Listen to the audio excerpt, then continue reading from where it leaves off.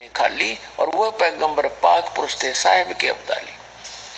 अब ये इसे भी स्पष्ट है कि हजरत मोहम्मद जी उसके एक कुछ ही दिन के बाद वो मृत्यु को ही प्राप्त हो गए। उस समय उनके 1 लाख व्यक्ति लगभग उनके साथ थे। देखिएगा, ये देखिएगा, हिजरत का 10वां साल था। प्यारे नबी हज के इरादे से मक्का रवाना हुए। आपके साथ 1 लाख से ज्यादा बहादुर साथियों का काफिला था। इस हज को कहते हैं हिज्जतुल वदा, इसलिए यह हज आपकी आखिरी हज थी। इसके बाद आपको मक्का, काबा, अरफात और जिरात का मौका न मिल सका।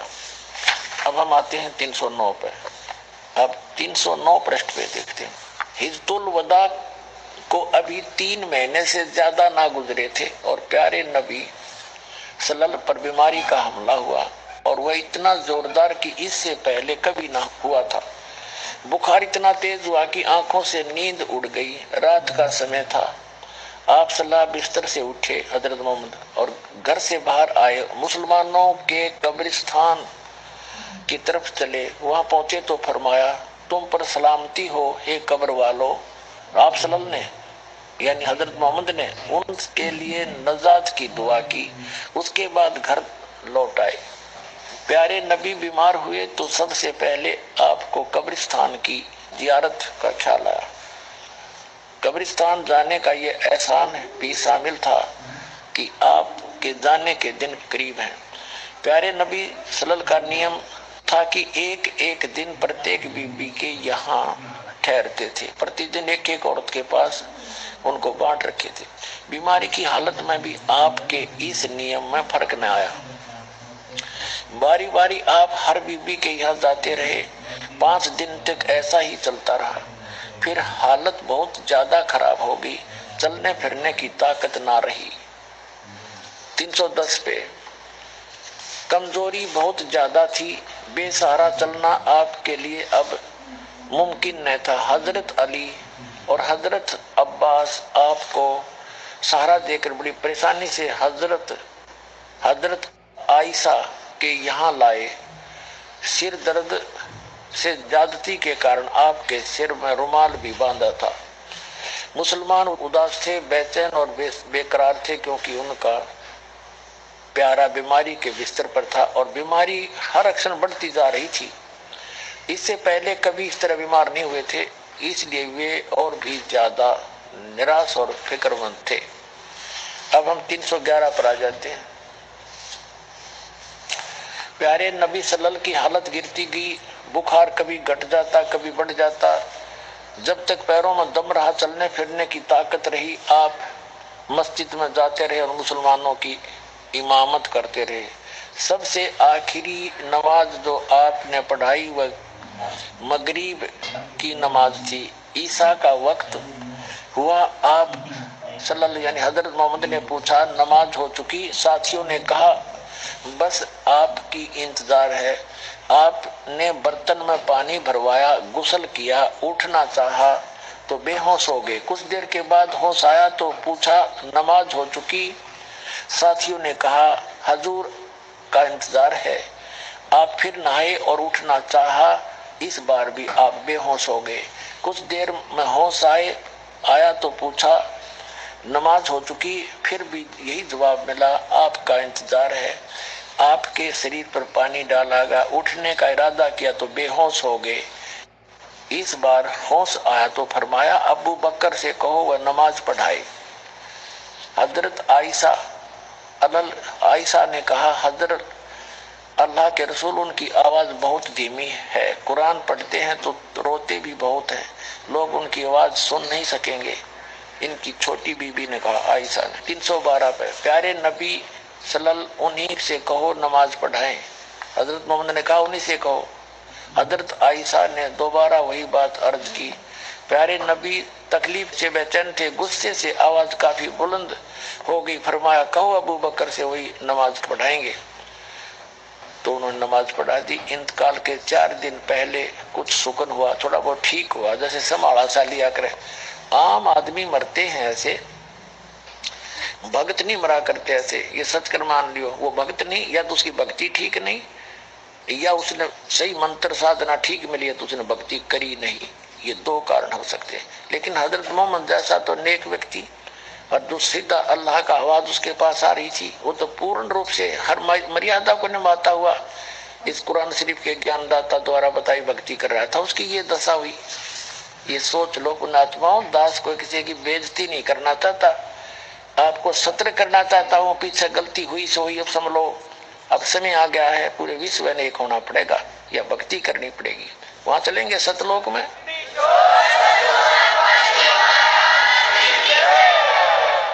अब जैसे ये वैज्ञानिक बनकर इंसान ऊपर के लोकों में के खोजे हैं, कोई अच्छा स्थान मिल जा इन वैज्ञानिक तरीकों से, तो आप 1 करोड़ वर्ष नहीं जा सकते। जो सुख में स्थान है उसकी विधि जाने की दूसरी है। ये शरीर एक अनमोल रत्न है, वस्तु है। इससे हमने वहां जाने के लिए इतनी भक्ति करनी है कि वहां जाने का किराया हमारे अंदर जमा हो जाए। इस शरीर को छोड़ेंगे और इसके अंदर एक सूक्ष्म शरीर है, जैसे बताया है वो ये ऊपर का शरीर तो ऐसा है, सूक्ष्म वेद में बताया भगवान ने, देह पड़ी तो क्या हुआ झूठी सब पटीट, और पक्षी उड़ा आकाश को चलते कर गया बीट। ये तो ऐसा बताया है कि जैसे पक्षी ने बीट कर दी हो, और पक्षी अलग है। तो इसके अंदर जो वास्तविक शरीर है हमारा, सूक्ष्म शरीर है, इससे हटकर है वो, उसके अंदर हम इसके माध्यम से उसको चार्ज करेंगे और वो इस सत भक्ति से चार्ज होगा। इसकी चार्ज होने के बाद इस खोखे को छोड़ देंगे हम, और फिर उसकी जो भक्ति की कमाई आपको स्पीड के साथ इतनी सेकंड के अंदर वहां सतलोक में पहुंचा देंगे। परमात्मा आपके साथ होगा और सतलोक में जहां जाकर फिर कभी दुख नहीं।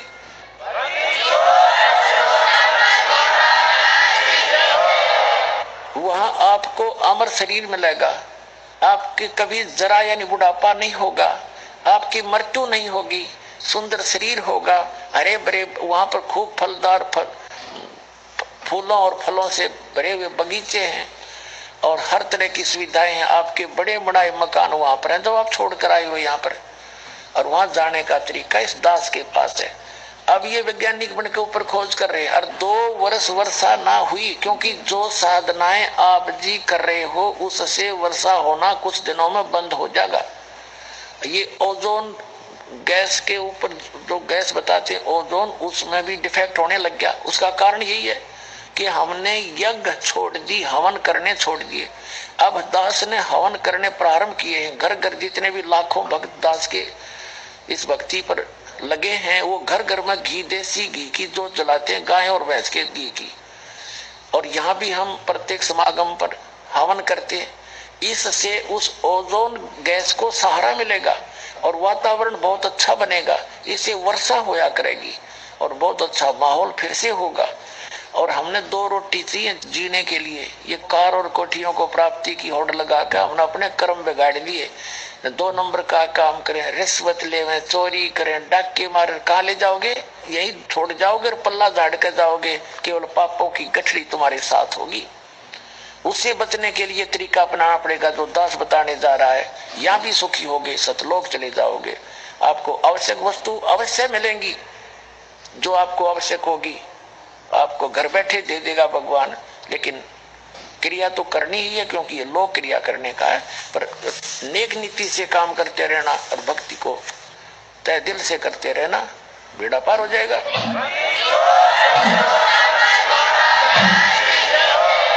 अब देखिएगा 312 हमने पढ़ लिया, अब 313 पढ़ेंगे हम। अब यहाँ आते हैं, तकलीफ बहुत बढ़ गई, बुखार इतना तेज हुआ कि पूरा शरीर जलने लगा।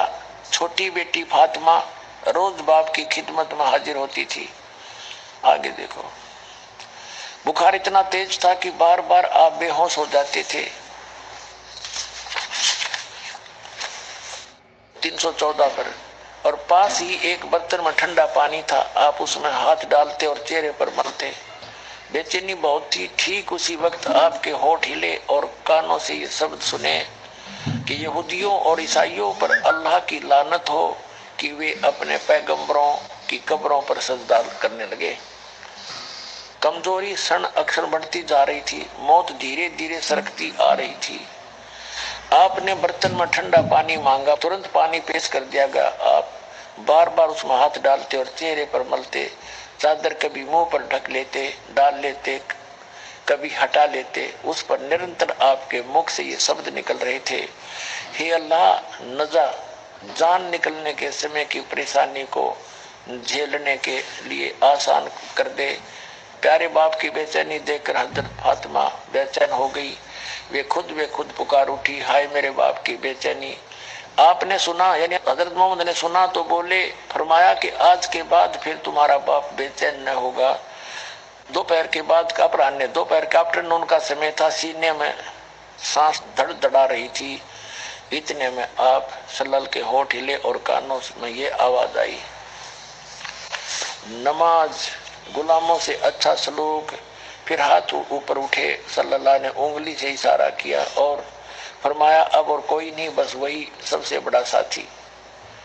ये कहते कहते हाथ लटक गए, आंखें छत से लग गई और पवित्र आत्मा रब से जा मिली। इंतकाल के समय आप की उम्र 63 साल थी। 63 वर्ष की आयु में हजरत मोहम्मद जी की मृत्यु होगी। और अंत आपने पढ़ लिया कैसे हुआ। अपना आत्मा कितनी पुण्यात्मा था, अंतिम समय में भी भगवान को याद कर रहे थे और फिर भी ये कहते हैं उस रब से जा मिली। और उधर से मुसलमान भाई अपना विधान बताते हैं कि कुरान शरीफ के ज्ञानदाता का विधान है कि कब्र बना दी जाएगी मृत्यु के बाद, उस कब्र में सबको दफना दिया जाएगा। और जब भी कभी कयामत आवेगी, कभी कयामत आवेगी, तब तक उन्होंने कब्र में रहना पड़ेगा। अब रब से कहाँ मिले, वो तो कब्र के अंदर है अभी तक। हजरत मोहम्मद भी आपके विधान अनुसार, हम नहीं मानते ऐसा विधान है। विधान यही है कि मृत्यु के उपरांत तुरंत धर्मराज एक न्यायाधीश है इस काल के द्वारा डिप्यूट किया हुआ, सबका अकाउंट लेता है, ये वहां जाते हैं। जिसका जैसा संस्कार होता है तुरंत ही वो स्वर्ग या नरक में भेज दिए जाते हैं, या दूसरे योनि पशु पक्षी की, या घास फूस पेड़ पौधों की, जलतर की, जहां उसने जाना तुरंत भेज दिया जाता है। ये तो वास्तविक अध्यात्म ज्ञान है। और जो इन्होंने अपने हिसाब से कुरान शरीफ को ठीक से ना समझ के ये विधान बताया गया है, वो कुरान शरीफ के पढ़ने वालों ने ठीक से ना समझ कर विधान बताया है। कुरान शरीफ के आर्डर लेकर बताते हैं, रेफरेंस हवाला दे करके, कि एक बार मृत्यु होगी। मनुष्य जीवन के जो जन्म हो रहे हैं ये मरते रहेंगे, मरते रहेंगे, जन्मते रहेंगे, मरते रहेंगे, उसमें दफना दिए जाएंगे कब्रों में। और फिर जब कयामत आवेगी, यानी पूरी कायनात, पूरी सृष्टि नष्ट हो जाएगी, सबको कहते फिर निकाला जाएगा, जीवित किए जाएंगे सबको। और फिर वो जो बुरे कर्म करने वाले तो नरक में, जिन्होंने अल्लाह के कुरान शरीफ के ज्ञानदाता की आज्ञा का पालन नहीं किया और जिन्होंने उनके अनुसार साधना की, तब वो बेस्ट में जाएंगे, बेस्ट स्वर्ग जन्नत में। और पुण्यात्मा, और ये इस कब्रों के अंदर सड़ेंगे पड़े पड़े। अगर तुम्हारा विधान सही है तो वो खाक जन्नत है फिर। और इन्होंने ठीक से उस ज्ञान को समझा नहीं जो कुरान शरीफ में कहा गया है कि तुम्हारे मरने और जीने का एक विधान बना रखा है।